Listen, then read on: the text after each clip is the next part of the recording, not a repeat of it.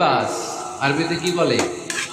লিবাস। আল্লাহ বলেছেন, ও নারীরা তোমরা পুরুষদের জন্য পোশাক, আর ও পুরুষেরা তোমরা নারীদের জন্য পোশাক। পড়েন সুবহানাল্লাহ। পোশাকের বেসিকলি তিনটা কাজ। কয়টা?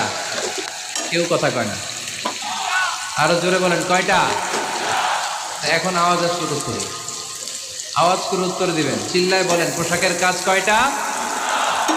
এভাবে শেষ পর্যন্ত পোচায় যেন সাউন্ড বের করা না লাগে, স্বপ্রণোদিত ভাবে উত্তর করবেন, ক্লাসের মতো হোক। তিনটা কাজ। এক নম্বর কাজ হচ্ছে পোশাক ইজ্জতের আবরু, লজ্জাস্থান ঢেকে রাখে, ঠিক কিনা? আমাদের লজ্জাস্থান ঢেকে রেখেছে আমাদের পোশাক।